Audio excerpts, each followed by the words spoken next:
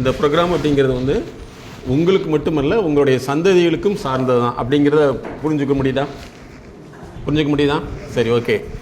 அதாவது நமக்கு இது வரைக்கும் தவறாக சொல்லி கொடுத்த விஷயம் என்னென்னா டைம் மேனேஜ்மெண்ட் அப்படின்னு சொல்லிட்டு. நேரத்தை எப்படி நீங்கள் மேனேஜ் பண்ணுவீங்க? காலையில் இருக்கிறதுக்கு மதியானம் போட முடியுமா? மதியானத்துக்கு போய் நைட் போட முடியுமா? அப்போ இது தவறு தானே. அப்போ நேரத்தை வந்து மேலாண்மை செய்ய முடியாது, மன செயல்பாட்டை மேலாண்மை செய்ய முடியும். அதுதான் மைண்ட் மேனேஜ்மெண்ட்னு சொல்கிறோம். மைண்டுங்கிறது என்னென்னா, நீங்கள் ஒரு வேலையை பற்றி வைத்திருக்கிற கருத்து, அதனுடைய அணுகுமுறை, அதனுடைய செயல்முறை, இந்த மூணையும் நீங்கள் மாற்றணும். கவர்மெண்ட் வேலைக்கு ஏன் போகிறாங்க அப்படின்னு ஒரு கேள்வி நாங்கள் பலர்கிட்ட வந்து ஆய்வு செஞ்சோம். எல்லாம் என்ன சொன்னாங்கன்னா, ஒரு தடவை வேலைக்கு போயிட்டு சேர்ந்துட்டோம்னா சார் கடைசி வரைக்கும் சிரமமே இல்லை, வேலைக்கு போனாலும் சரி போலினாலும் சரி சம்பளம் வரும். கரெக்டா? சரி, இதே மாதிரி வேற துறையில் உள்ளவங்க இருந்தாங்கன்னா நமக்கு என்ன ஆகும்? சாம்பல் தியா இல்லையா? அப்ப இந்த அரசு வேலையை பற்றிய கண்ணோட்டம் என்ன தவறா இல்லையா? அரசு வேலை என்பது அரசாங்கம் சார்பாக மக்களுக்கு செய்யக்கூடிய வேலைக்கான வாய்ப்புன்னு நினைச்சிருந்தா அது கரெக்ட் இல்லையா? இல்லை சம்பளத்துக்காகங்கிற ஒரு அணுகுமுறை தவறா இல்லையா? தவறு. சரி,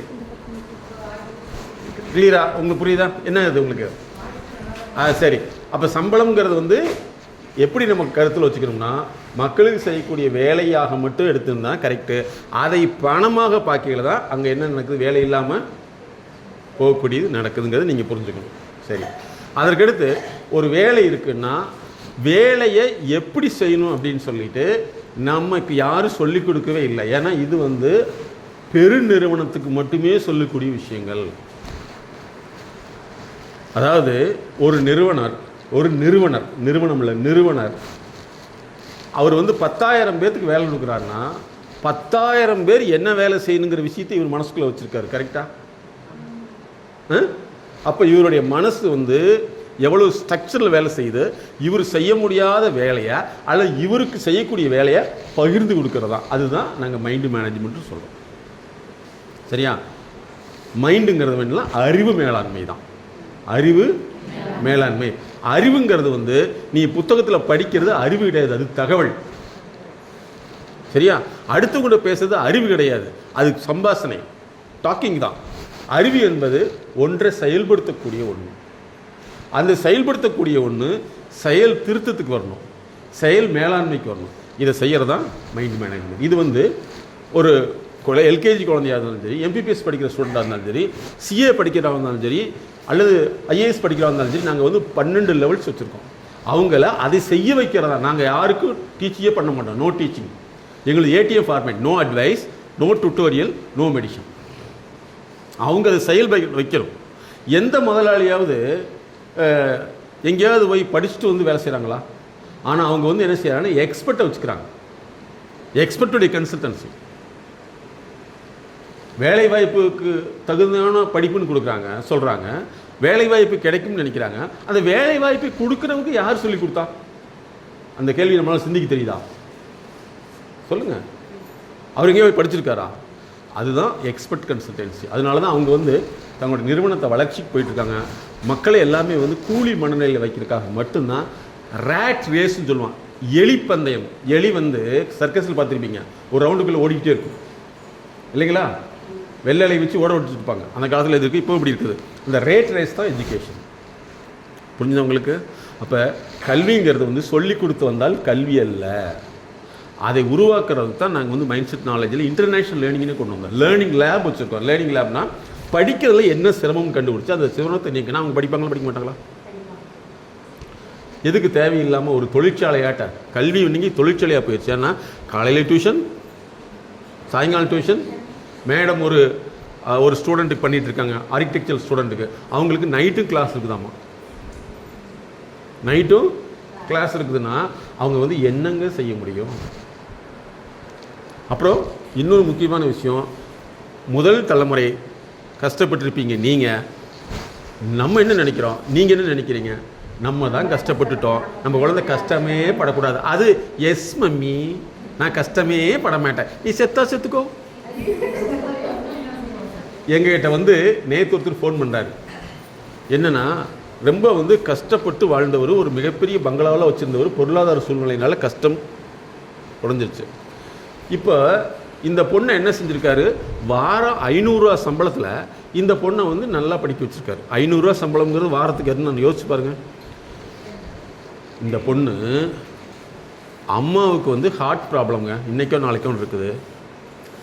அதை விட்டு போட்டு லவ் பண்ணுன்னு சொல்லுது. இப்போ அம்மா வந்து துடிக்குது, எனக்கு எப்போன்னு தெரியாது, என்னைக்கு நான் இருக்குன்னு சொல்ல முடியாது. அப்பா வந்து அதை கஷ்டப்படுறாரு. அந்த பெண்ணு அதுக்கு ஏன் லவ்வை விட்டு கொடுக்க முடியாது. இப்போ யாருடைய தப்பு? அப்பா அம்மா கஷ்டப்படக்கூடாதுங்கிறது தப்பா, இல்லை கஷ்டப்பட்டால் தான் முன்னாடி வர முடியுங்கிறது கரெக்டா? அப்போ இது சொல்லி கொடுத்தது யாரு? இதுதான் தப்பாக சொல்லி கொடுத்தது. இது ஒரு கேஸ். இன்னொரு கேஸ் என்னென்னா, அம்மாவுக்கு வந்து தொண்டை ஆப்ரேஷன் நடக்குது, ஃபிக்ஸ் பண்ணியாச்சு. 10:40க்கு ஆப்ரேஷன். 11 மணிக்கு வந்து சர்ஜரி முடிச்சுட்டு அந்த அம்மா வந்து எல்லாம் போய் பார்க்குறாங்க. அதுக்கு இப்படி இப்படி கையை காமிக்குது.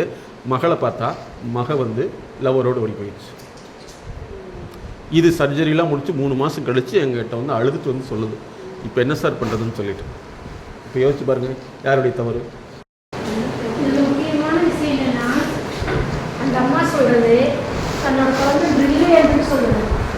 எல்கேஜிலேருந்து ஃபஸ்ட் மார்க் தான் இருக்குன்னு சொல்லுது. அது பிரில்லியன்ட்டே இல்லை. 10th state first, 12th state first. அப்போது இந்த குழந்தை வந்து பிரில்லியன்ட்னு சொல்லி இவங்களே பெருமைப்படுத்தி வளர்க்குனதோட தவறா, இல்லை இந்த குழந்தை கஷ்டமே படக்கூடாது, எந்த வேலையும் கொடுக்காம வளர்க்குறது தவறா? அந்த பெற்றோர்களை புரிந்து கொள்ளவே முடியல. அந்த பெண்ணால அவங்களுக்கு உடம்புக்கு சரியில்லைன்னா நான் என்ன பண்ணிட்டு, அது என்னோட தேவை இல்லை, என்னோட அவசியம் இல்லைன்னு சொல்லுது. அப்போது ஒரு ஃபங்க்ஷனுக்கு வந்து இவங்க பழைய saree கட்டிட்டு போகிறாங்க. அந்த பொண்ணுக்கு 4 ட்ரெஸ் எடுத்து கூட்டிகிட்டு போனாங்க. 4 நாள் ஃபங்க்ஷனுக்கு 4 ட்ரெஸ்ஸு. அப்போது உணர்வுகளை குழந்தைகளுக்கு கொடுக்கலையா, கொடுக்க மறுத்துட்டாங்களா, மறந்துட்டாங்களா? சொல்கிறோம், உங்கள் குழந்தைகளுக்கு வந்து ஆடம்பரத்தை காமிக்காதீங்க, செலவுக்கு சேமிப்பு போக தான் செலவுன்னு என்னைக்கு செயல்பட தொடங்குறோம், அன்னைக்கு தான் உங்களோட வளர்ச்சி. ஃபாலோ பண்ண முடியுதுங்களா? அதே மாதிரி இதெல்லாம் நீங்கள் நல்லா ஞாபகத்தில் வச்சுங்க. குழந்தைகள் வந்து ஒரு சினிமா நடிகரை வந்து தலைவராக அல்லது அந்த நடிகருக்கு வந்து ஃபேனை ஏற்றுக்குதுன்னா, நிச்சயமாக நீங்கள் குழந்தைய வந்து யாருக்கு பெற்றுட்ருக்கீங்க? அந்த நடிகருக்காக பெற்றுட்ருக்கீங்க. அது யாருக்காக உழைக்குது? அதை தான் நீங்கள் புரிஞ்சுக்கணும். சரியா? ஏன்னா எந்த நடிகராவது ஒரு ரசிகரை கொண்டு வந்து சினிமாவில் காமிச்சிருக்காங்கன்னா, இந்த அறிவு குறைபாடு நம்ம நாட்டில் இருக்கிறதுனால தான் இவ்வளோ தூரம் மோசமாக போயிட்டு. இதெல்லாம் நீங்கள் புரிஞ்சுக்கணும். உங்கள் குழந்தைய இன்னிலிருந்து வழிபடுத்த வேணும்னா, நீங்கள் வந்து வசதியை ஏற்படுத்தி கொடுத்தால் அதை என்ஜாய் பண்ணுமே தவிர வாழாது. இதை ஃபாலோ பண்ணிக்கணும். இந்த பிரச்சனைகள்லாம் இருக்கையில் தான் உங்களுக்கு ஒரு கேள்வி வரும். எப்போ கேள்வி வரும்னா, 55 வயசில் சிலருக்கு ஏற்படலாம், சிலருக்கு வந்து ஆரம்பத்துலேயும் ஏற்படலாம். நம்ம இவ்வளோ தூரம் கஷ்டப்பட்டு எந்த பிரயோஜனமே இல்லையேன்னு தோணும். பிரயோஜனம் இல்லையா, நம்ம பிரயோஜனப்படுத்தலையா? பிரயோஜனப்படுத்தலை அப்படின்னு தெரிஞ்சுக்கணும். அப்புறம் எப்போவுமே நல்லா ஞாபகத்தில் வச்சுக்கணும், கல்யாணத்துக்கு முன்னாடி ஒரு பெண் குழந்தைக்கு மேரேஜ் ஃபிட்னஸ், ப்ரீமேரிட்டல் ஃபிட்னஸ் கொடுத்துட்டிங்கன்னா அந்த குழந்தை எங்கே வேணாலும் சமாளிச்சிடும். நீங்கள் மேக்கப் பண்ணுறதுக்கு 1.5 லட்ச ரூபா செலவு பண்ணுறாங்க இல்லையா ஒரு நாளைக்கு. பட் இன்றைக்கி நிறைய நாங்கள் கேசஸ் பார்க்குறோன்னா, கல்யாணம் 3 மாதம் 2 மாதம் 3 வருஷம் 4 வருஷம் பிடிக்கலின்ட்டு வருது. பிகாஸ் ஏன்னா இவங்க நினைப்பு வேறு, அங்கே நடக்கிறது வேறு. ரெண்டுக்குள்ள வேரியேஷனை குறைக்கணுங்கிறதுக்காக தான் வந்து இந்த மேடம் வந்து மேரேஜ் ஃபிட்னஸ்ங்கிறத கோர்ஸே ஸ்டார்ட் பண்ணியிருக்காங்க. அப்போ இனிமேல் வந்து நீங்கள் என்ன செய்யுங்கன்னா, வேலை அப்படிங்கிறத ஆர்வத்தோடு செய்யுங்க. ஒரே நபர்கிட்ட வந்து தொடர்ந்து பழகாதீங்க, எல்லாட்டும் பழகுங்க. சரியா? உங்களுடைய குடும்ப பொறுப்புகளை குழந்தைகளுக்கு கண்டிப்பாக பகிர்ந்து கொடுங்க, இன்க்ளூடிங் பாத்ரூம் கழுவுற முதற்கொண்டு. சரிங்களா? எந்த பெண் கல்யாணம் பண்ணி கொடுத்தாலும் அந்த பெண் வந்து அம்மா வீட்டில் அதிக நேரம் இருக்க விரும்புதுன்னா வேலை செய்ய விரும்பலின்னு அர்த்தம். Can you understand? ஃபாலோ பண்ண முடியுதா? ஏன்னா நாங்கள் அந்த மாதிரி 45 வயசு வரைக்கும் அந்த அம்மா வந்து தன்னுடைய பிள்ளையை தங்களுடைய வளர்த்தி பேரம்பேத்தி கல்யாணம் பண்ணுற அளவுக்கு வளர்த்திடுச்சு. அந்த பொண்ணு வந்து இன்னைக்கு வரைக்கும் டீ போட தெரியாது. வயசு அளவு 40 ஆமாம். இப்போ யோசிச்சு பாருங்கள், ஹஸ்பண்ட் என்ன செய்கிறாரு, அவர் வந்து சரி ஒரு பெண்ணை கஷ்டப்படுத்தக்கூடாது இவர் கஷ்டப்பட்டு இவருக்கு எல்லா வியாதியும் வந்துருச்சு. அப்போ இவங்க அம்மா எப்படி வளர்த்திருக்காங்க, பிள்ளையை கஷ்டப்படுத்தக்கூடாதுன்னு சொல்லிட்டு, அவங்க அம்மா எப்படி வளர்த்திருக்காங்க, நீ கஷ்டமே படாதுன்னு சொல்லிட்டு. தப்பா? 2 மேட்ச் ஆயிடுச்சா? மிஸ் மேட்ச் ஆயிடுச்சு. அதனால் வந்து வாழ்க்கைங்கிறது வாழ்தல்ங்கிறது உழைக்கிறதுக்கு தான். அதாவது மிகப்பெரிய சாஃப்ட்வேர் இண்டஸ்ட்ரி ஓனர் இந்தியாவில் அவர்கிட்ட கேட்குறாங்க, ஒர்க் லைஃப் பேலன்ஸ் அப்படின்னா என்ன சொல்லுங்கன்னு சொல்லிட்டு. அதுக்கு அவர் சொல்கிறாரு, நீ பிறந்ததே வேலை செய்யறதுக்கு தானே, அது என்ன பேலன்ஸ் கேட்குறாரு. கரெக்டாக? பிறந்ததே வேலை செய்யறதுக்கு தானே. அப்படி பேலன்ஸ் இல்லைன்னா உனக்கு கடவுள் வந்து படைக்கிறப்ப என்ன கை காலையெல்லாம் பண்ணியிருப்பான்ல. கரெக்டாக? அப்போ இந்த புது புது கான்செப்டை நீங்கள் புரிஞ்சுக்கணும். அதனால் வந்து வேலைங்கிறது ஆர்வத்தோடு செய்யுங்க. உங்களை முட்டாள்னு சொன்னால் கவலையே விடாதீங்க. ஏன்னா உங்கள் குழந்தை இதே மாதிரி வேலையில் சக்ஸஸ் ஆகும். சரியா?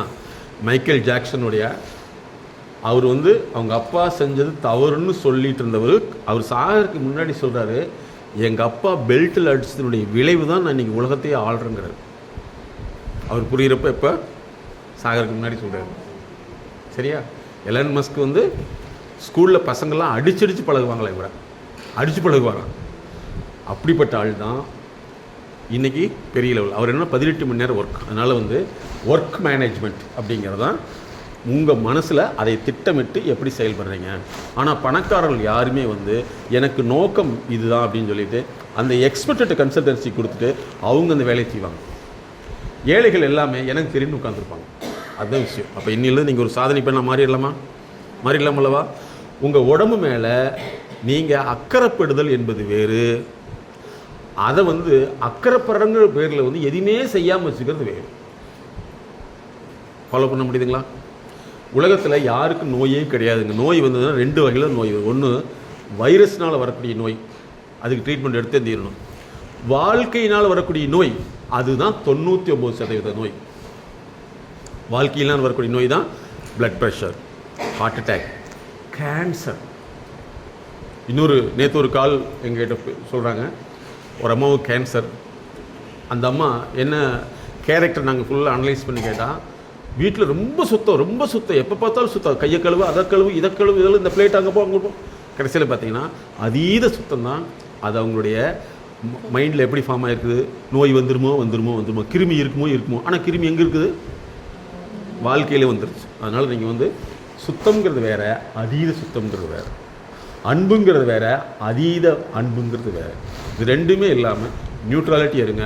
இந்த உலகம் எலன் மஸ்க் வந்து ஏன் அவர் உதாரணம் சொல்கிறோம்னா, இன்றைக்கி உலக நாடுகளில் வந்து ஃபிசிக்ஸ் அப்படின்னு ஒன்று இருக்குது, தெரியுமல்லவா? என்னென்னா ஒரு பொருளை வந்து இப்படி தூக்கி போட்டால் கீழே விழுகும், இப்படித்தானே? இதான் ஃபிசிக்ஸ். நாசா என்ன நம்பிட்டதுன்னா ஒரு பொருளை தூக்கிட்டே எறிய முடியும், பிடிக்க முடியாதுன்னு சொல்லிச்சு. நாசா சொன்னது தூக்கி எறிகிறதா ஃபிசிக்ஸு, பிடிக்கிறது ஃபிசிக்ஸில் அப்படி இல்லவே இல்லை. அவர் சொன்னார் தூக்கி எறிகிற அதே மாதிரி நான் பிடிக்க முடியும்னாரு. அதுதான் அவர் கண்டுபிடிச்ச ராக்கெட்.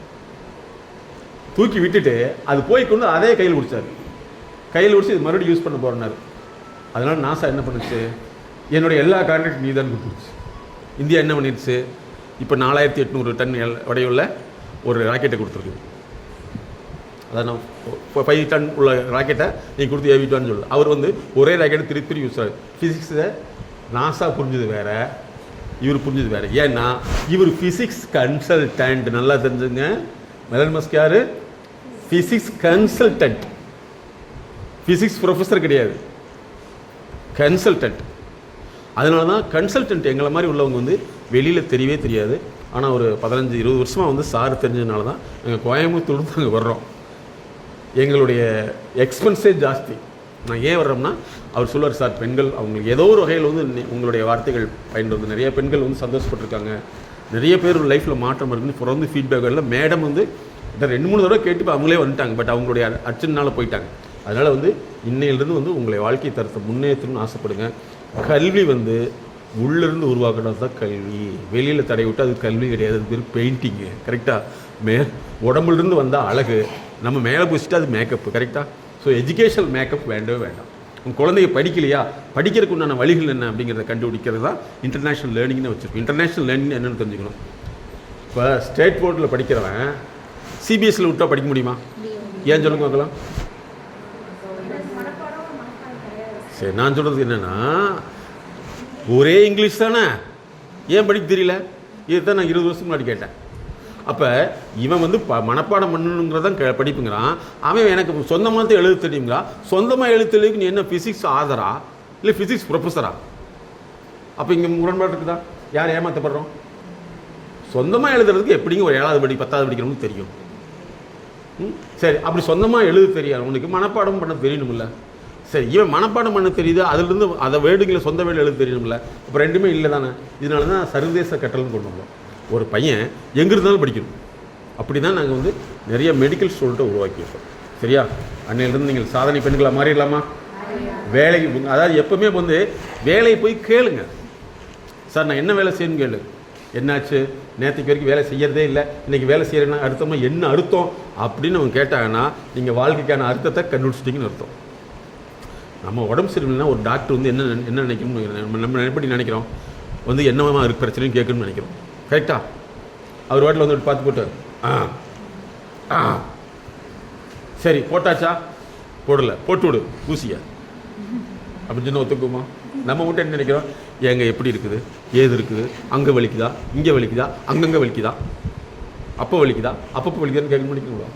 கரெக்டா? இதே மாதிரி தான் நீங்கள் உங்கள் வேலையை பார்த்தீங்கன்னா நிச்சயமாக அவங்க யார் மதிக்கிறாங்களோ இல்லையோ, நீங்கள் எங்கேயாவது ஒரு இடத்துக்கு போயில உங்களை மாதிரியே ஒருத்தர் வருவாங்க. நான் வந்து வெளிநாடுகள் போயில வந்து என்னுடைய ஸ்டூடெண்ட் யாரோ ஒருத்தர் ஃப்ளைட்டில் உட்காந்துருப்பான். சார் அப்படிமா, யாரை பண்ணி? நான் உங்கள் ஸ்டூடெண்ட் சார், எனக்கு தெரியலப்பா, மறந்துட்டேன் அப்படின்னா, சார் உங்களால் தான் எவ்வளோ தூரம் வந்தோம்மா. அப்போ தான் நமக்கு தெரியுது நம்ம செஞ்ச வேலை பயன்படுது. என்னுடைய நண்பர்கள் எல்லாமே வந்து நாங்கள் செஞ்ச எங்களோட நிறுவனம் செஞ்சதுக்கு பல மடங்கு திருப்பி செய்கிறதுக்கு தான் ஒவ்வொரு நாளும் எங்ககிட்ட ஒர்க் பண்ணுறாங்க. ஏன்னா நாங்கள் அவங்க கன்சல்ட்டிங்கு நாங்கள் ஃபீஸ் வாங்கிட்டோம். அந்த ஃபீஸுக்கு மேலே செய்கிறோம் பார்த்தீங்களா? ஃபீஸுக்கு மேலே செய்கிறோமில்ல, அது என்னென்னா எங்களை அவங்க ரிலேஷனாக எடுத்துக்கிறாங்க. சார்ட்ட போனால் இந்த விசிட்டுக்கு, மேடத்துக்கு போனால் இப்படி தான் இருக்கும் அப்படின்னு சொல்லிட்டு. அதனால் நீங்கள் வந்து உங்கள் வேலையை வந்து ஆர்வத்தோடு செய்யுங்க. குழந்தைகளை வந்து உங்களுடைய வசதிக்கு வளர்த்தாதீங்க, உலகத்துடைய விருப்பத்துக்கு பழக்கப்படுத்துங்க. சரியா? அதுக்கடுத்து முக்கியமான விஷயம், இன்றைக்கி ஃபேமிலியில் நிறைய டைவர்ஸ் ப்ராப்ளம் வருது. சரியா? அதற்கு என்ன காரணம் அப்படின்னா, நிறைய பேர் சொல்கிறாங்க ஆண் சரியில்லை, அப்படி சரியில்லை. நான் என்ன சொல்ல வரேன்னா, பஸ்ஸு சரியில்லையா, பஸ்ஸு ஓட்டுறது சரியில்லையா? சொல்லுங்கள். ஓட்டுறவங்க சரியில்லை. அப்போ யாருன்னா மெயினாக வந்து யார் எங்ககிட்ட வர்றாங்களோ, ஒரு பெண் வந்து ஹஸ்பண்ட் ப்ராப்ளம்னா அந்த பெண்ணை வந்து எப்படி ஹஸ்பண்டை ரன் பண்ண வைக்கணும்னு அவங்க சொல்லிடுறோம். அதை மானிட்டரிங் பண்ணுறோம். ஒரு ஆண் வந்து அப்படின்னா அந்த உன் மனைவி எப்படி ஹவு டு கேர். உன்னுடைய ஒய்ஃபுங்கிறது வந்து வேலைக்காரி கிடையாது இல்லையா? அதை எப்படி நீ மேனேஜ் பண்ணணும் அப்படின்னு அவங்களுக்கு தெரப்பியூட்டிக்காக கொடுத்தா மாத்திரம். அப்போ வந்து இந்த மாதிரி இருக்கையில் அந்த குழந்தை பெண் வந்து எந்த வகையிலும் பாதிக்கிறதுக்குண்டான வாய்ப்பு இல்லவே இல்லை. இன்றைக்கி பெண்களுக்கு வரக்கூடிய பிரச்சனைகள், உடல் ரீதியான பிரச்சனைகள் சொல்லுங்க பார்க்கலாம். ஆளுக்கு ஒரு நோயை சொல்லுங்கள். சொல்லுங்கள், ஆளுக்கு என்னென்ன சும்மா சொல்லுங்கள். என்னம்மா? Thyroid. Thyroid, very good. Sinus, okay. 2. அடுத்து ulcer, very good. PCOD.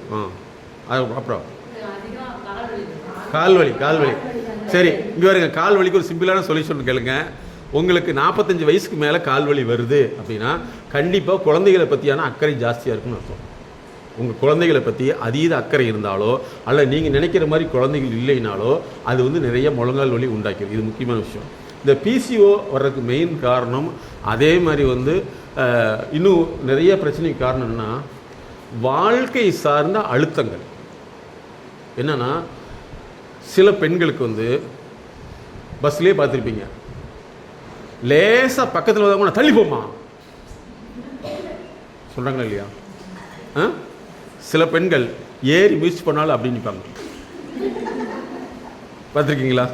Hello, ஏறி சூக்கான மிச்சம் கூட அப்படின்வாங்க. ஒரு சில பக்கத்தில் ஓடவே. நான் பஸ்ஸில் போகிறேங்க, ஒரு லேடி அந்த சீட்டுக்குள்ளே நுழையிறப்ப அரை மணி நேரம் நிற்குது. சீட்டை நாசமாக போன சீட்டு, இதெல்லாம் மனுஷன் உட்கார முடியும், என்னத்து கருமம் இடம் அப்படி உள்ள அப்படின்னு போய் உட்கார். வீட்டுக்காரையும் பக்கத்தில் பார்த்துட்டு இருக்கான். நான் அவனை பார்த்தேன். இந்த அம்மா உள்ள நுழைய முடியாததுக்கு இந்த திட்டுது. அவன் வீட்டில் அவன் நினச்சி பார்த்தா அவனை பார்த்து உண்மையிலே பரிதாபப்பட்டு நின்றுக்கிட்டான். அவன் ஒன்றுமே பேசலை. அப்புறம் இப்படி பார்த்துச்சு, பசுக்குன்னு உட்காந்துக்கிட்டான்.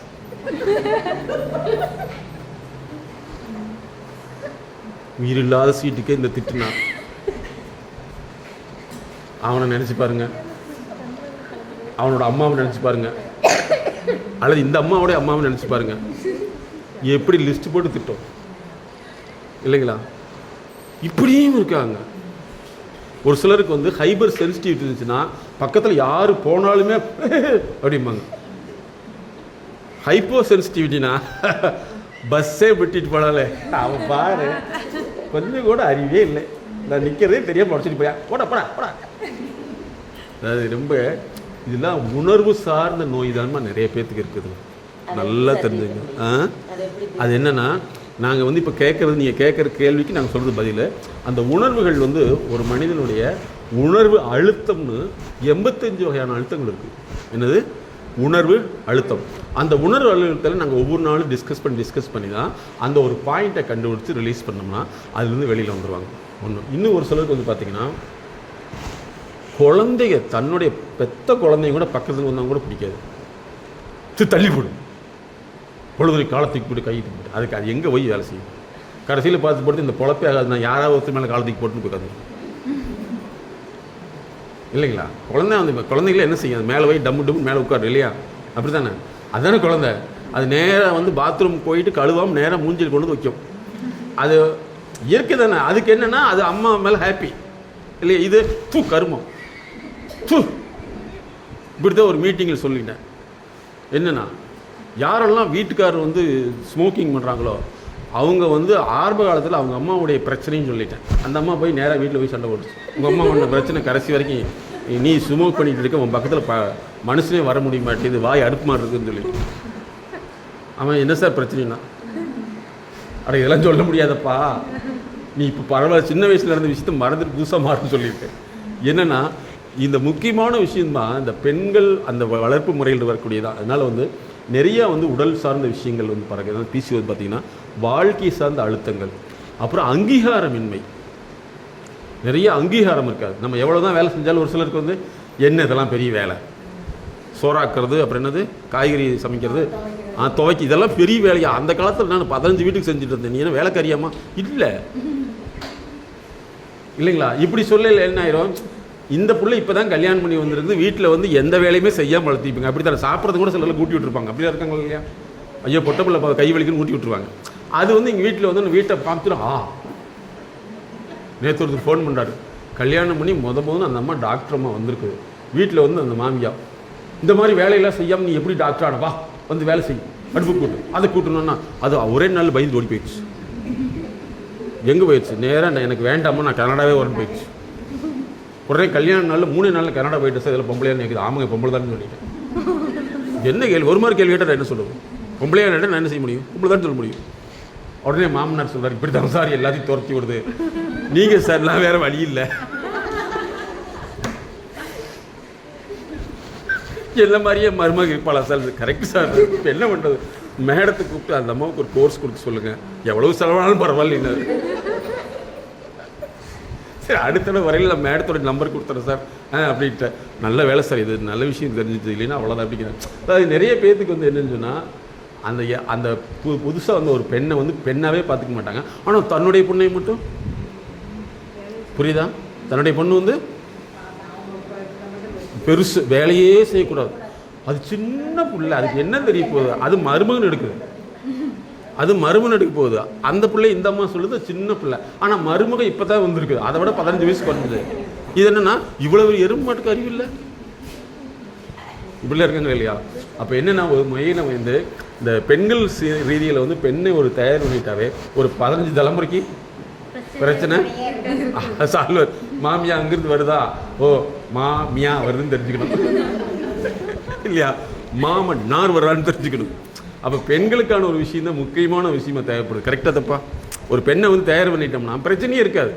வீட்டுக்காரை வந்து பயங்கரமான சிலர்லாம் பார்த்தீங்கன்னா எப்பவுமே வந்து நொய்யின்னு பேசக்கூடிய சில மனிதர்களாக இருப்பாங்க. அவங்களுக்குலாம் வாழ்க்கை சொர்க்கம் தான். அவருக்கு கூட வாழ்கிறவங்களுக்கு நரகம்தான். எது எடுத்தாலும் நான் அப்படி நாங்கள் ஒரு கேஸ் டீல் பண்ணியிருக்கோம். எங்கள் அம்மா வெங்காயம் அறுத்துன்னா பொடியா சிறுசாக இருக்கும். நீ வேறு எப்படி இருக்கிறேன்னு சொல்லி உருளைக்கிழங்கு இருக்கிற மாதிரி இருக்கிற. இதெல்லாம் மனுஷன் திங்க முடியுமா? இப்படியும் சில ஜென்ஸ் இருக்காங்க தெரியுமா உங்களுக்கு? மிளகு கொஞ்சோண்டு தூக்கலாக இருக்குது. இன்றைக்கு வரைக்கும் எனக்கு மிளகு சுவையே தெரியாது. ஆனால் அவன் என்ன செய்யறான், மிளகு தூக்கலாக இருக்குது. மிளகு என்ன ஒரு கிலோவாக போடுவாங்க, அவ்வளவு ஷார்ப்பு நாக்கு. உடனே அந்த புள்ள வருது, இந்த ஆளுக்கு எப்படி குத்தி வளர்க்கி வச்சுருப்பாருங்க அந்த அம்மா, நாக்கு இவ்வளோ ஷார்ப்பாக தான் நான் உருப்பட முடியுமான்னு இருக்குது இல்லையா? அப்போ என்னென்னா இப்படியே ஒரு சிலர்லாம் இருக்காங்களா. அப்போ மெயினாக வந்து நாங்கள் அதிகமாக கான்சன்ட்ரேட் பண்ணது என்னென்னா, அந்த பெண்கள் உளவியல் சார்ந்த வாழ்க்கை சார்ந்த நலங்களை உருவாக்கிட்டோம்னா அந்த பெண்ணால் எந்த பிரச்சனையுமே சமாளிக்க முடியும். மெயினாக வந்து பெண்களுக்கு வரக்கூடிய நோய் காரணமே எந்த பேய்க்கு தான். கரெக்டாக ஒன்று வீட்டு பேயாக இருக்கும் இல்லையா, இல்லை சுற்றி வரதா இருக்கட்டும். சிலருக்கு வந்து வேலையே அப்படித்தானே. நல்ல ட்ரெஸ் கட்டிட்டு போய் பாருங்க, பக்கத்தில் உள்ளவங்களாம் சந்தோஷப்படுவாங்களா? சொந்தக்காரெலாம் சந்தோஷப்படுவாங்களா? என்ன இருக்கும் நல்லா சொல்லுங்கள். அருமையான கேள்வி கேட்டிருக்கேன். அவங்களுக்கு அப்படியே என்ன இருக்கும், எப்படி இருக்கும்? எரிச்சல். என்ன மாதிரி எரிச்சல்? ட்ரை சில்லின்னு தெரியுமா? வரமிளகாய வறுத்து தச்ச மாதிரி இருக்கும். ஏன் அப்படி அவங்களுக்கு வருது அப்படின்னா அதுதான். அப்போ என்னென்னா இந்த மாதிரி நபர்கிட்ட ஹவு டு ஹேண்டில் இட். இந்த மனிதர்களை போய் மாற்ற முடியாது. இவர் நான் கட்டுறேன் உனக்கு என்ன அப்படின்னு, ஓ இப்படி கேட்டுட்டியா வைக்கிற பாரு ஆப்புன்னு ஓட்டு நேரம் என்ன செய்வா, இப்படியெல்லாம் பொண்டாட்டியை வளர்த்துனா உருப்படியெல்லாம் போய்விடா போராட்டி. அவன் ஏன்னா போய் அவன் பொண்டாட்டியை வளர்த்திட்டே இருக்கியான், அதுனா ஆடு மாட்டுமே நினச்சிக்கிறாங்க. ஸோ அது மாதிரி வந்து இந்த பெண்கள் சார்ந்த உளவியல் நலம் தான் ரொம்ப ரொம்ப அவசியம். அதனால் இனிமேல் வந்து எல்லாத்தையும் நீங்கள் ஹேண்டில் பண்ணிடுவேன்னு நினைக்கிறேன் இல்லையா? அதுக்கப்புறம் பிரச்சனை வச்சுன்னா மேடத்தை கூப்பிட்டு மேடம் இருக்குன்னு கேட்டுங்க. அன்னைக்கு பார்த்தீங்கல்ல மேடம் நான் தான் அப்படின்னு கேட்டாதீங்க இல்லையா? நிறைய பேர் அப்படி தான் கேட்குறேன். அவங்க கன்ஃபியூஸ் ஆகிட்டு என்னைக்கு பார்த்தேன் அன்னைக்கு வந்தீங்கல்ல மேடம், நீங்கள் கோட்டெலாம் போட்டு வந்தீங்க. ஆமாம், எங்கே? ஆஃபீஸுக்கு மேடம். எந்த ஆஃபீஸு? அவங்க அரை மணி நேரம் தலைவலி வரவளோ கேட்ட முன்னாடி அப்படியா, ஐயோ மேடம் நீங்கள் ஆபத்தில் வச்சுருப்பீங்கன்னு நினச்சிட்டேன். ஏன்னா 2 மணி நேரம் பேசிகிட்டு இருந்தாங்கல்ல அவங்க. அதனால் நீங்கள் விளக்கமாக கேட்டிங்கன்னா நீங்கள் சக்ஸஸ்ஃபுல்லாக வந்துடலாம். சரிங்களா? அப்போ வந்து பெண்களுக்கு வரக்கூடிய மெயினாக இந்த மாதிரி பிரச்சனைகள். அதே மாதிரி மேடம் வந்து சைனஸ் கேட்டாங்க. பொதுவாக வந்து இந்த சைனஸ் வரக்கூடிய மெயின் ரீசன் என்ன ரீசன்னா, உடம்புக்கு வந்து குளிர்ச்சி அதிகமாக இருக்கும். இன்னொன்று வந்து நம்ம சளி இருக்குது பார்த்தீங்களா, சளி பிடிச்சாவே சளி பிடிக்கக்கூடாதுன்னு மருந்தை வாங்கி அடைச்சிட்றோம். சளி வந்து கண்டிப்பாக பிடிக்கணும். சளி பிடிச்சதுன்னா உங்களுக்கு என்ன நன்மை இருக்குன்னா, உடம்புல எக்ஸ்ட்ரா இருக்கிற தண்ணியை வந்து வெளியேற்றுது. நம்ம என்ன செய்கிறோம், அடை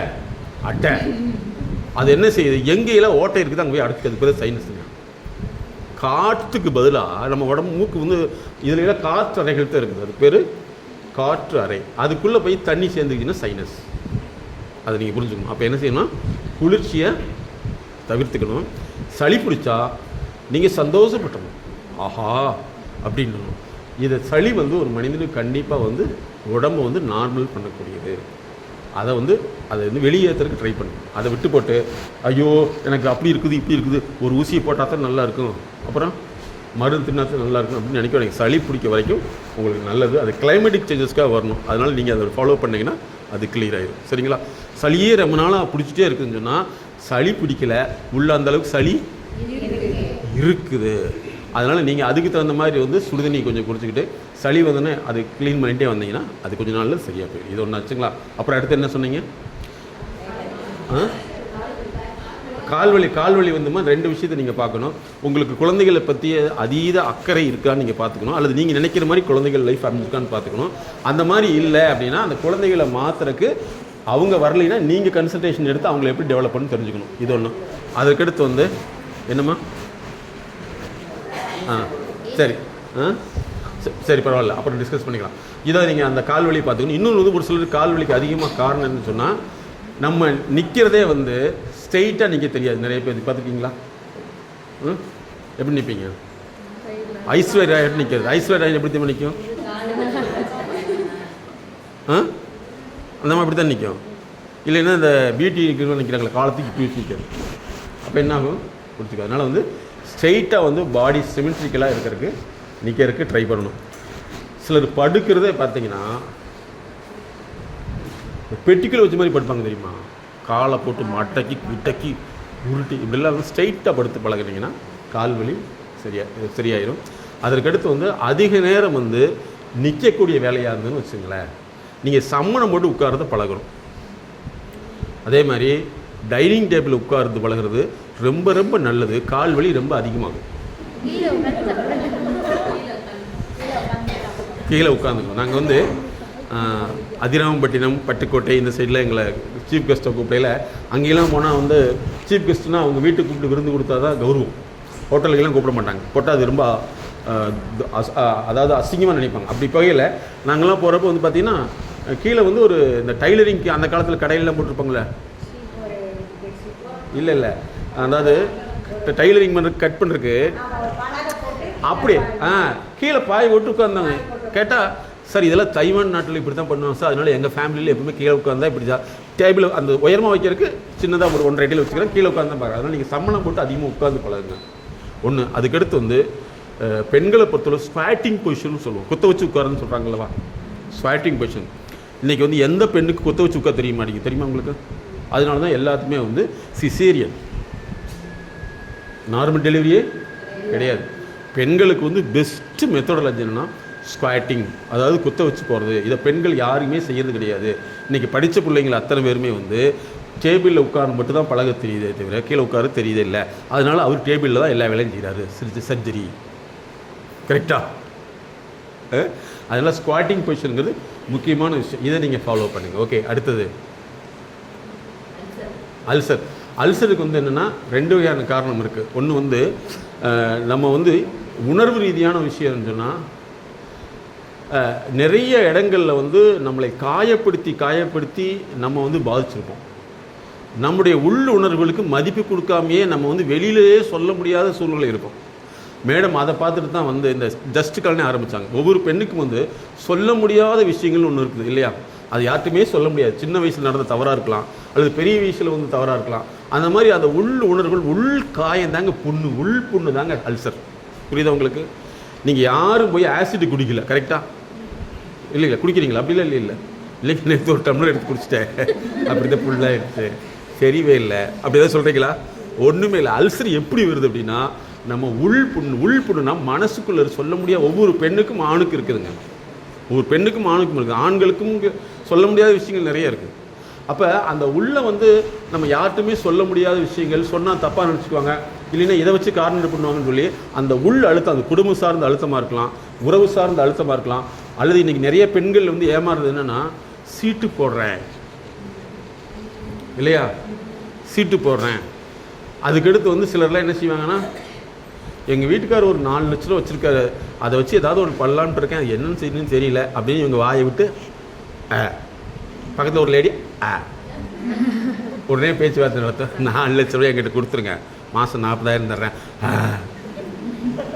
40 வருஷமானாலும் 40,000 கிடையாது, 4 லட்சம் கிடையாது.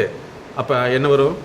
அங்கே தான் வாழ்க்கை அழுத்தம் வருது. அதனால் வந்து பணத்தை வந்து யார் ப்ராஃபிட் கொடுத்தாலும் ஒத்துக்காதீங்க, அது கொடுக்கவே மாட்டாங்க.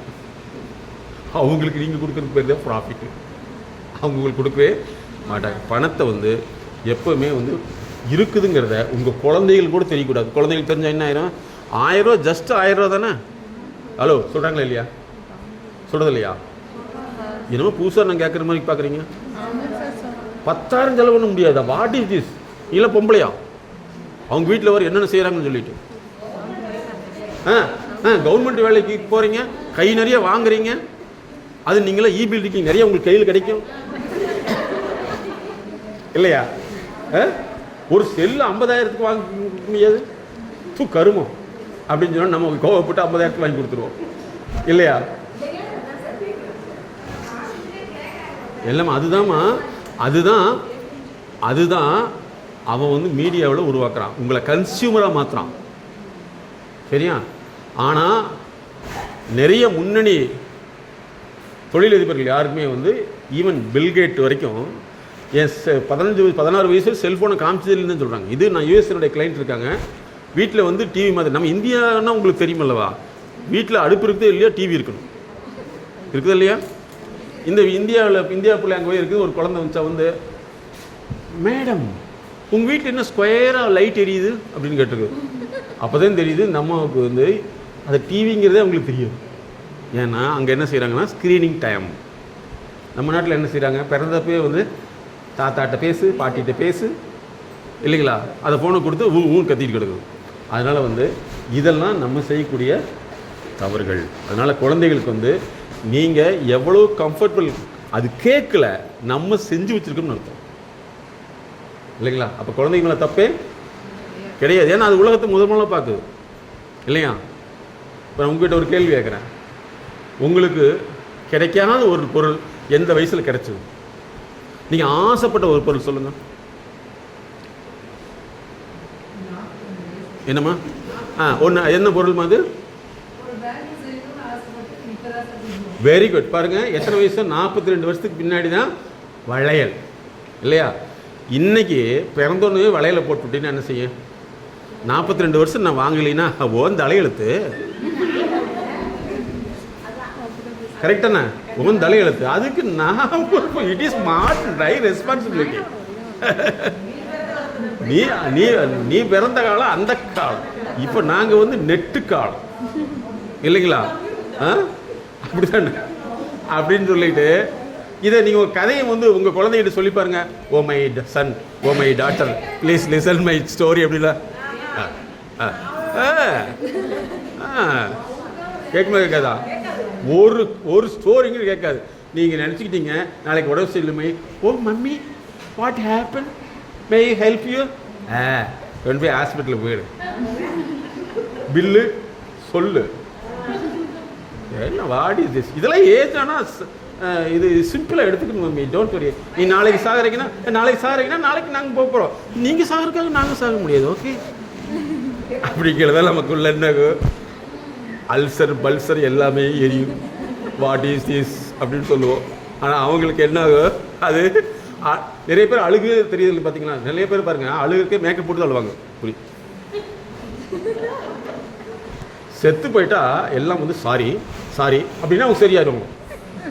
எங்கள் முதல்ல நம்ம என்ன செய்வோம், ஐயோ இப்படி ஆகிப்போச்சு, அம்மா மாதிரி உலகத்தில் யாருமே இல்லை, அப்படி ஒரு அம்மா இருந்தாங்க, இப்படி இல்லைன்னு என்ன செய்வேன்னு கேட்பேன். இப்போ இல்லை, அப்படி கிடையாது. அம்மாவை பற்றி சொல்கிறதே கிடையாது. அந்த அம்மா ஐயா ஐயா ஐயா ஐயா அம்மாவை பற்றி யாராவது கதை சொல்கிறாங்களா கேட்டு பாருங்க. இல்லவே இல்லை. அதனால் நீங்கள் என்ன செய்யுங்கன்னா இனிமேல் உங்கள் அம்மாவை பற்றி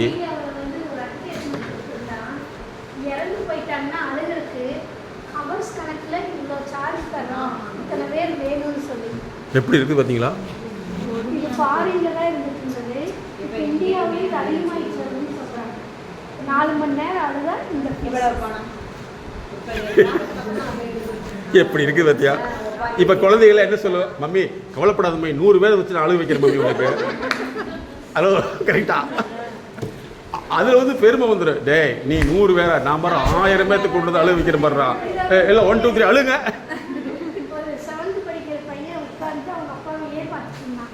ஏன்டா இப்படி பார்த்துட்டு இருக்கிற அப்படின்னா, இல்லை நீ உடம்பு சரியில்லைன்னு சொன்னீங்கல்ல, நீ எப்போ செத்து போயிடுறேன்னு கேட்கலாம்.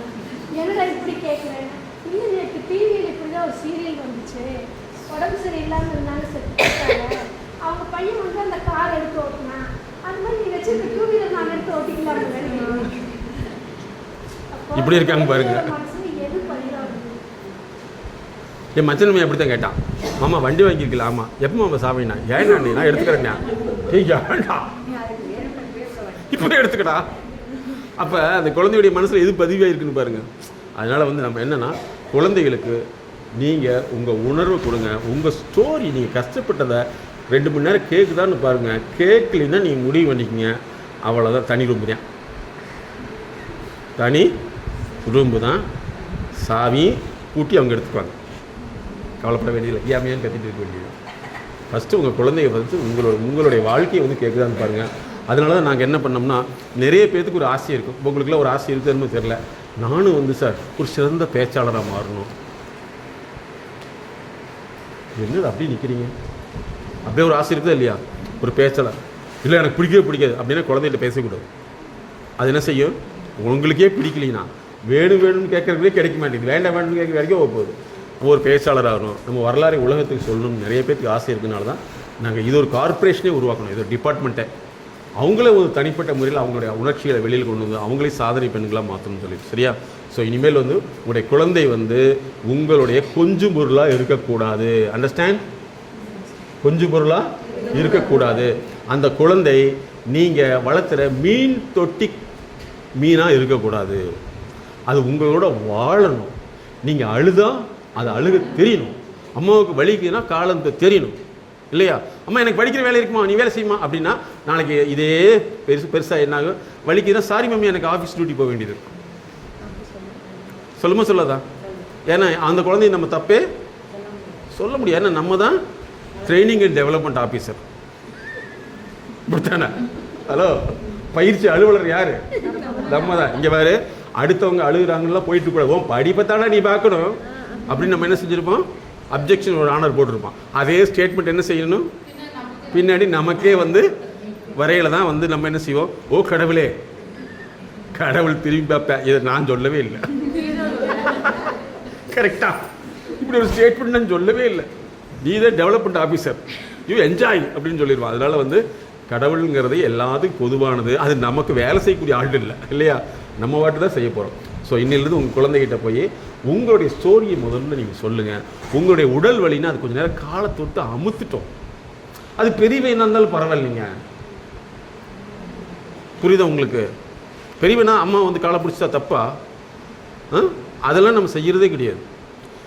உனக்கு வேண்டாம் உனக்கு வேண்டாம். அவன் என்ன செய்ய, நாளைக்கு வந்து எட்டியே வைப்பேன் பக்கத்தில் கூட. நீங்கள் அம்மா பேட்ஸ்மேன் சாரி நர்ஸுக்கு இன்றைக்கி என்ன ஹோம் நர்ஸ் போட்டுறாங்க இல்லைங்களா? பணம் 10க்கு 20 வாங்கிக்கிங்க. நான் பக்கத்தில் போக முடியாது, பாடி டெட் பாடி. புரியுதுங்களா? ஓ மை சன் அப்படின்னா நீங்கள் மறக்க மாட்டீங்க இந்த இன்சிடென்ட் இல்லையா? மை சன் அப்படின்னே போதிங்க அவசரம், நாங்கள் 2 பேரும் திட்டிடுவோம் இல்லையா? வாழ்க்கையில் இதெல்லாம் நம்ம தெரியாமல் எவ்வளோ கஷ்டப்படுறோம் இல்லையா? அவங்க ஒவ்வொருத்தருமே வந்து நாங்கள் என்னுடைய ஆசை, அதனால தான் இந்த லைஃப் கிளினிக்னே ஸ்டார்ட் பண்ணுவோம். ஒவ்வொருத்தருமே டெவலப் பண்ணல. இதனுடைய பெனிஃபிட் என்ன, எங்கேயோ ஒரு நாடுகள் வந்து எங்களை டெவலப் பண்ணுறதுக்கு நிறைய பேர் இருக்காங்க. ஏன்னா நாங்கள் செய்யக்கூடிய சேவை அவங்களுக்கு தெரிஞ்சிருச்சு. நம்ம வாழ்க்கையில் வந்துங்க நம்ம குடும்பத்துக்காக நம்ம வாழ்கிறதே கிடையாதுமா, பிறருக்காக தான் நம்ம வாழ்கிறோம். இதை நமக்கு தப்பாக சொல்லி கொடுத்துருக்காங்க. என்னென்னா, ஓ வேலைப்பார் ஓ வேலைப்பார் ஓ வேலைப்பார் அப்படின்னு சொன்னாவே நம்ம முடக்கிறான்னு அர்த்தம்.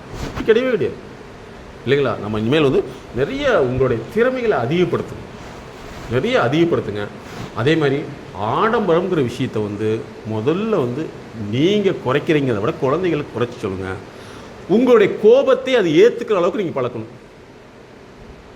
நான் சொல்கிறது ஃபாலோ பண்ண முடியுதா? கோபத்தை அம்மாவுடைய கோபம் கரெக்டுன்னு சொல்கிற அளவுக்கு நீங்கள் பழக்கணும். அம்மா கொஞ்சி பழகுச்சுன்னா, கொஞ்சம் மாதிரி ஒரு ஆள் வந்துருச்சுன்னா யார்கிட்ட சேரும்? அதுதான் போகிறோம். அதே கொஞ்ச நாள் வந்து ஆப்போசிட்டாக போயிட்டு என்ன ஆயிரும், வாழ்க்கையே முடிஞ்சு போயிடும். ஆனால் உணர்ச்சிகளை மேலாண்மை செய்யக்கூடிய அளவுக்கு நீங்கள் வந்துடலாம் இல்லவா? ஸோ இன்னிலிருந்து நீங்கள் சாதனை பெண்ணாக மாறிடலாம். ஆஃபீஸ் போனோன்னு சார் வேலை இருக்குதா அப்படின்னு கேட்கல. நேற்று வரைக்கும் அப்படி கேட்கவே இல்லையே. What is this? நேற்று எதாவது செய்வனு வச்சுட்டாங்களோ? வீட்டுக்காருக்கு போய் நீங்கள் நேராக ஹஸ்பண்ட், அதாவது நிறைய பேருக்கு ஹஸ்பண்ட் இருக்கேன் அப்படின்னு வச்சுங்களா, அல்லது குழந்தை இருக்கேன்னா my husband what can I do அப்படின்னா, வேணாயிடு தண்ணி ஊற்றுறது இன்றைக்கி தான் பல நாட்டு இருக்குது. பரவாயில்ல, அன்னைக்கே சொன்னாங்க ஜோசியத்தில் இல்லையா? அதாவது 24 டிசம்பரா, இது என்னது நவம்பருக்கு மேலே நல்ல காலம்னு சொன்னாங்க. அது இவ்வளோ கிட்டா இன்றைக்கே நடக்கும்னு எதிர்பார்க்கவே இல்லையே. வாட் இஸ் திஸ் இல்லையா? அப்படி ஒரு ஆச்சரியப்படுத்திட்டீங்கன்னா அவங்களும் சந்தோஷமாயிக்குவாங்க. அதேமாதிரி குழந்தைகிட்ட போய் அப்படின்னா முடியுங்க, டேடி உனக்கு நவம்பர் டிசம்பர் நல்ல காலம், எனக்கு கெட்ட காலம். எதுவே போகிறது வந்து மைல்டாக போங்க, தெரியக்கூடாது. உங்கள் வீட்டுக்காட்டு மட்டும் உடனே சேஞ்சு காமிங்க, அவர் கொஞ்சம் சந்தோஷப்படுவார். பரவாயில்லையே, எதிர்பார்க்கவே இல்லையே இப்படி ஒரு மூஞ்சியா.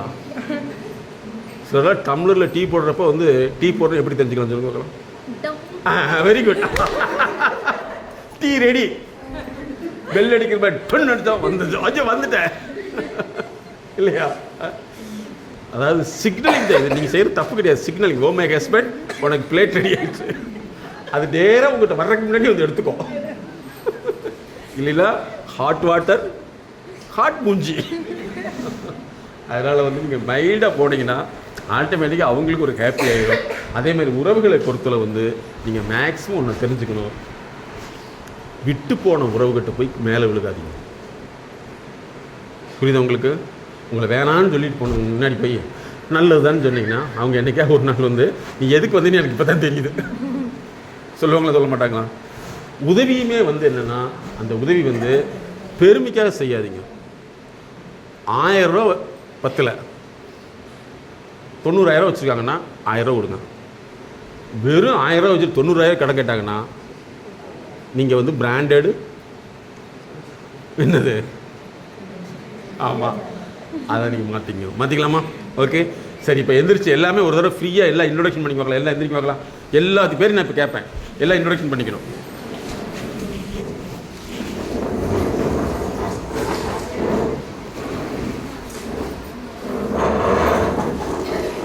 எல்லாம் வெளியே வாங்க. எல்லாம் வெளியே கை கொடுத்து இன்ட்ரோடியூஸ் பண்ணிக்க. சீக்கிரம் போய்க்கலாம். 2 நிமிஷம் தான். குயிக். இன்னையிலிருந்து நீங்கள் யங் கேர்ள்ஸாக மாறிட்டீங்க. ஓகே கேர்ள்ஸ் நீங்கள் லேடிஸ் கிடையாது. ஓகே கேர்ள்ஸ், உங்களுடைய வாழ்க்கை துணை அவங்க இருந்தாங்கன்னா அவங்களோட வந்து நீங்கள் அன்பாக பேசிக்கிறத அந்த குழந்தைய பார்க்கணும்.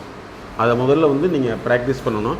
ஒரு வேளை வந்து கால சூழ்நிலையினால் வந்து கணவனோ அல்லது அந்த மாதிரி இல்லாதப்போ வந்து நீங்கள் மற்றவங்களிடத்துல வந்து அன்பாக பேச அந்த குழந்தையை பார்க்குற மாதிரி நீங்கள் ஏற்பாடு பண்ணுவீங்க. ஏன்னா நீங்கள் தான் வந்து அந்த குழந்தைகளுக்கு வந்து ஒரு முன் மாதிரியாக இருக்க போகிறீங்க ஒன்று. அதே மாதிரி நீங்கள் எந்த ஒரு விஷயத்துக்கு போனாலும் சரி உங்களை வந்து மேக்கப் பண்ணுங்கிற ஒரு விஷயத்தை வந்து அதீதமாக காமிக்காதீங்க. ஏன்னா அந்த குழந்தைக்கு வந்து வெளிப்பகிட்டுக்கு போயிடும்.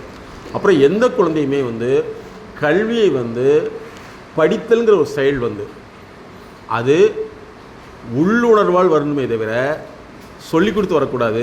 அந்த குழந்தைக்கு மென்டாரிங் தான் அவசியம். மென்டாரிங்னா செயல் திருத்தம். அந்த டீச்சர் செய்ய முடியாது. புரியுதா? அவங்க சிலபஸ் வேறு, செயல் திட்டம் வேறுன்னு நீங்கள் புரிஞ்சுக்கணும். ஸோ இன்னிலிருந்து வந்து ஒரு சாதனை பெண்ணாக மாறிடுங்க. உங்களுடைய உடல் சார்ந்த நோய்கள், குடும்பம் சார்ந்த பிரச்சனைகள் எல்லாமே வந்து நீங்கள் மேடத்தோட தொடர்பு இருந்து அது தேவைப்பட்டால் அவங்களுடைய கன்சல்டேஷன் எடுத்து அடுத்த லெவலுக்கு நீங்கள் வந்துடுங்க. நோய்ங்கிறது கிடையவே கிடையாது.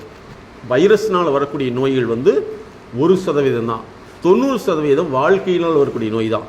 நம்ம உறவு சிக்கல் இல்லையா? உறவை நம்ம ஒன்று நினச்சிருப்போம், அவங்க ஒன்று நினச்சிருப்பாங்க. அப்புறம் ஃபினான்ஷியல் ரீதி இது உறவுகள் எப்போவுமே வந்து நீங்கள் நல்லா இருக்கிறக்காங்க அப்படிங்கிறதுக்காக செய்யவே செய்யாது.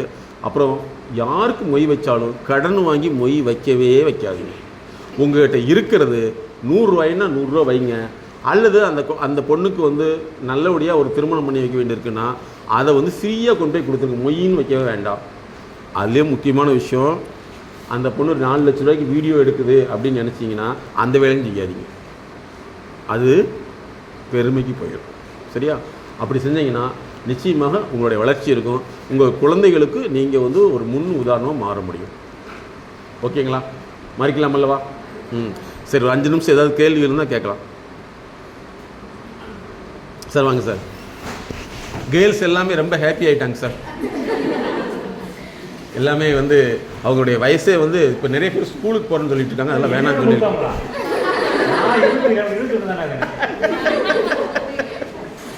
ஓகே சரி. இப்போ ஒருத்தர் வந்து எப்படி இது நான் அப்படின்னு சொல்ல போகிறீங்க. வாங்க ஒருத்தராக வந்துருக்கு பார்க்கலாம். 1 2 3 முதல்ல இங்கே தான் வந்திருக்கேன். இங்கேருந்து அப்போ தான் நீங்கள் வரணும். வாங்க இல்லைன்னா மைசன் ஞாபகத்தில் வச்சுங்க. மைசன் நீ போகவே போகாத, சேம் ப்ராப்ளம். வாங்க இங்கிருந்தே ஸ்டார்ட் பண்ணலாம். ஐயோ இப்படி எனக்கு இதான் வாஸ்துப்படி இதான் நல்லது. சரி அங்கிருந்தே ஸ்டார்ட் பண்ணுங்கள். பரவாயில்ல, அவங்களே பண்ணிடுவாங்க. நீங்கள் தான் அதிர்ஷ்டகரம்மா. உங்கள் பேர் சொல்லிங்க. பிஃபோர் எம்எஸ்கேக்கு ஆஃப்டர் எம்எஸ்கே. பிஃபோர் எம்எஸ்கே எப்படி இருந்தீங்க, அதுக்கப்புறம் என்ன மாடிஃபை பண்ணியிருக்கீங்க?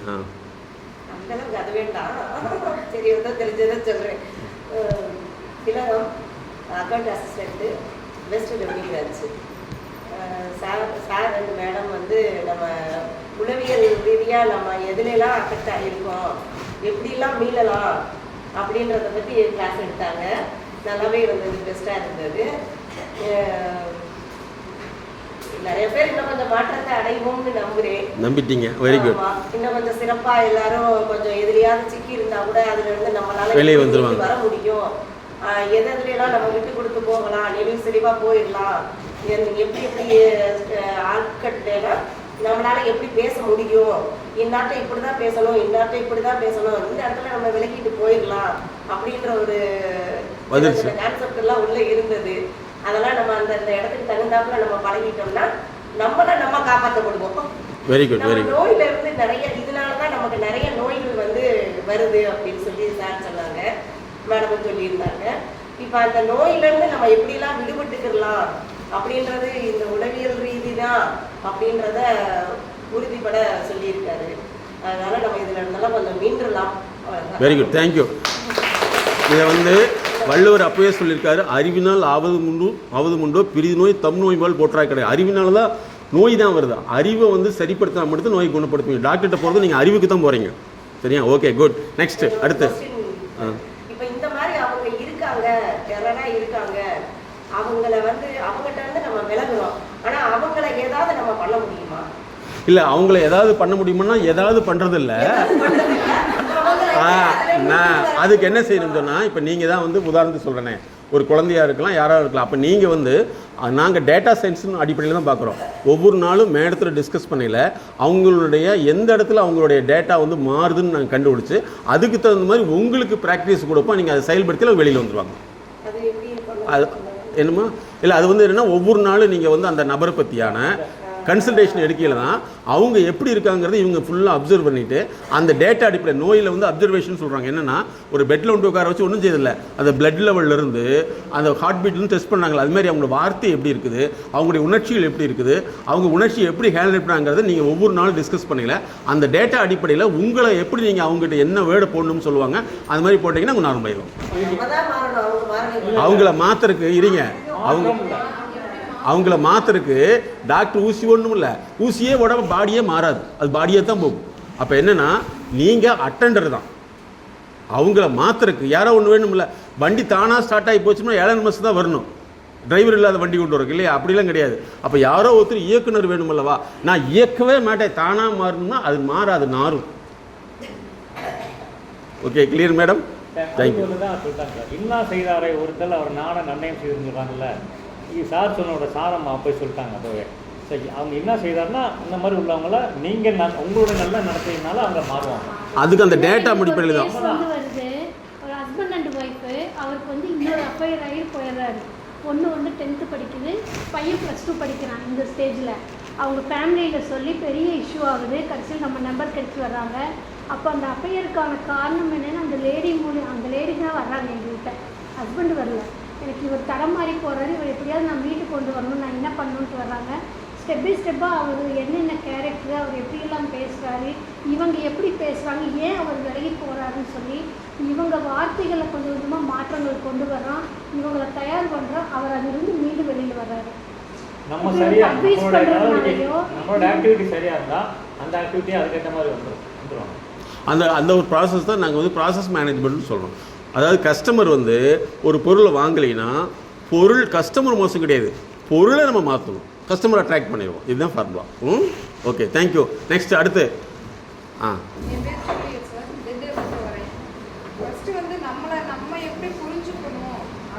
நான் என்ன புரிஞ்சுக்கணும்னு சொல்லு, நம்மளை புரிஞ்சுக்கிட்டு நான் வந்து என்னைய சரி பண்ணிக்கிட்டா வீட்டில் குழந்தைங்க இவங்கெல்லாம் வந்து எப்படி வளர்க்கலாம் அப்படிங்கிறது வந்து நம்மளை வச்சு தான் பிள்ளைங்க வளர முடியும். அதனால பிள்ளைங்களை எப்படி வளர்க்கலாம் அப்படிங்கிறது ரோல் மாடலாக, நல்ல ரோல் மாடலாக இருக்கணும். ஆமாம் சார், அவங்களுக்கு நம்ம வந்து மற்றவங்கள ரோல் மாடலாக வைக்கிறத விட நம்மளை ரோல் மாடலாக வச்சு அந்த குழந்தைங்க வளரணும். அந்தளவுக்கு நம்மளை வந்து மென்டாரிங் பண்ணிக்கணும், அதுதான் முக்கியம். அந்த மாதிரி. Okay, good, very good. Next. Sir, என் பேர் சரண்யதேவி, நான் திண்டுக்கல்ல வரேன் சார். நீங்கள் சொல்லிக் கொடுத்ததில் நிறைய விஷயங்கள் வந்து எனக்கு தெரிஞ்சிச்சு. ஆனால் நாங்கள் எப்படி இருந்திருந்தோம், இதுக்கு முன்னாடி எப்படி இருந்திருந்தோம், இப்போ எப்படி மாற்றணும், ஃபேமிலியை தனியாக ஆஃபீஸை தனியாக எப்படி பார்க்கணும், அதே மாதிரி குழந்தைகளை வளர்க்குற விதம், நம்மளோட கஷ்டங்கள்லாம் சொல்லி வளர்க்குறோம்னு சொல்கிறோட நீங்கள் ஒரு தடவை இதுக்கு முன்னாடி பாருங்கள், கஷ்டத்தை காமிச்சு வளர்க்குறது பெஸ்ட்டுன்னு சொல்லிடுறீங்க. ஆனால் இப்போ வரைக்கும் நான் என் பையனை அப்படியே மாற்றிட்டேன். நான் என்னென்ன இப்போ தான் 4 வயசு தான் ஆகுது. ஆனால் என்னோட ஹெல்ப்புக்கு அவரை வச்சு யூஸ் பண்ணிட்டு இருக்கேன். இப்போ இது அதை பண்ணு இதை பண்ணுன்னு சொல்லிட்டு இருக்கேன். ஆனால் வந்து இன்னும் கொஞ்சம் நான் என் ஆஃபீஸ்லேருந்து விலகி பழகி இன்னும் கொஞ்சம் ஃபேமிலியை பார்க்கணும்னு நான் புரிஞ்சுக்கிட்டேன் sir. Very good, super. Office வேலைகள்ல அது இருந்துக்கிட்டே பேலன்ஸ் பண்ணிட்டு ஆஃபீஸையும் பேலன்ஸ் பண்ணிட்டு ஃபேமிலியும் பேலன்ஸ் பண்ணணும். Very good, very good, super, thank you. Next Shanmuga Prabha sir, நான் திருப்பாலியிலிருந்து வரேன் சார். நான் முன்னாடி ஒர்க் பண்ணது வந்து ரெண்டுக்கில் சார். இப்போ நான் வந்து 4 மாதம் தான் சார் ஆகுது. அதனால் அதான் அந்த இடத்துக்கு இந்த இடத்துக்கு கொஞ்சம் டிஃப்ரென்ஸ் நிறையாவே வச்சு சார். இப்போ தான் கொஞ்சம் கொஞ்சம் ஓரளவு மேனேஜ் பண்ணிக்கிட்டு இருக்கேன் சார், ஃபேமிலி ப்ளஸ் ஆஃபீஸையும்.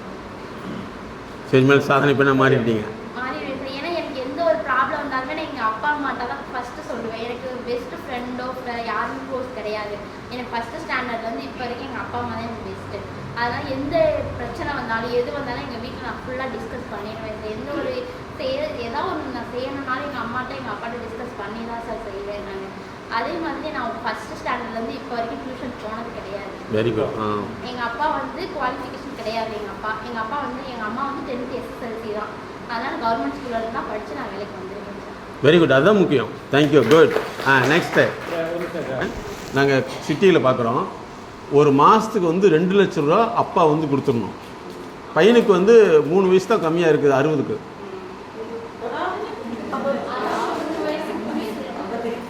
எவ்வளவு? 57. ஒரு 3 வருஷத்துக்கு ஒருக்கா ஒரு கார் மாற்றுவாருங்க. அது சின்ன கம்மி விலைக்கு தான் வரும். 25 லட்சத்துக்கு கார் வாங்குவார். 25 லட்சத்துக்கு கார் வாங்குவார். மாதம் 2 லட்சம் கொடுத்துடணும். அவங்க அப்பாவுக்கு 80 வயசாயிடுச்சு. என்னென்னா ஃபாரின்லாம் படிக்க வச்சுருக்காரு. இன்னைக்கு வரைக்கும் மேடத்தை கூப்பிட்டு அழுகிறாரு. அவங்க ஃபேமிலியே டாக்டர். அவர் இன்னும் ஒரே விஷயம், என்னால் முடியாது. கரெக்ட். இது வந்து என்னென்னா அதை இதை வந்து இந்த மாதிரி எங்கிட்ட வந்து கோயம்புத்தூரில் வந்து ஆயிரக்கணக்கான கேசஸ் இருக்குது. எல்லாமே இன்றைக்கி ரொம்ப கஷ்டப்படுறாங்க. ஆனால் என்னென்னா எங்கிட்ட வரையில் ரொம்ப லேட்டாகி வந்துட்டாங்க. ஒன்று 3 வருஷம் தான் இருக்குது 60க்கு. அப்போ இவங்களை நாங்கள் மாற்றினா சொல்லிவிட்டு குறைஞ்சது 6 வருஷம் 7 வருஷம் ஆகும்னு சொல்லிடுறோம். மாற்றிக்கலாம். ஓகே, நெக்ஸ்ட் பண்ணிக்கலாம். நெக்ஸ்ட் அடுத்த. Very good, very good, very good, very good, thank you. அவ்வளோதானா? ஓகே. ஸோ முதல்ல சாருக்கு வந்து தேங்க்ஸ் சொல்லணும். 20 வருஷமாக எப்போ பார்த்தாலும் சரி நாங்கள் வர்றோம்னா சாருக்கு கெஸ்ட்டு மாதிரி அங்கேருந்து வந்து ரிசீவ் பண்ணி கூப்பிட்டு வந்து டிஃபன்லாம் வாங்கி கொடுத்து ரிட்டர்ன் அனுப்ப வரைக்கும் அந்தளவுக்கு என்னென்னா உங்கள் மீது உள்ள அன்பு.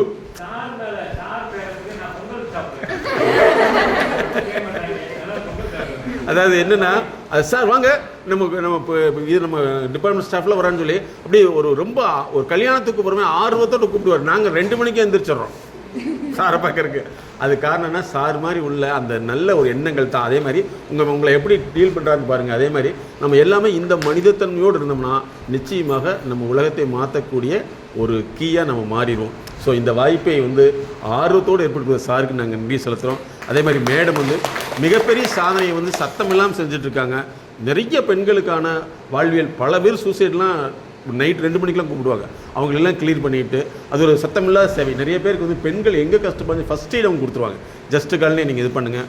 ஸோ இவ்வளோ தூரம் ஒரு அன்பான ஒரு நேச மனப்பான்மை கலந்து உங்களுக்கு நன்றி தெரிவித்து மீண்டும் சந்திப்போம். சாருக்கு 1000 நன்றிகள். Thank you, all the best.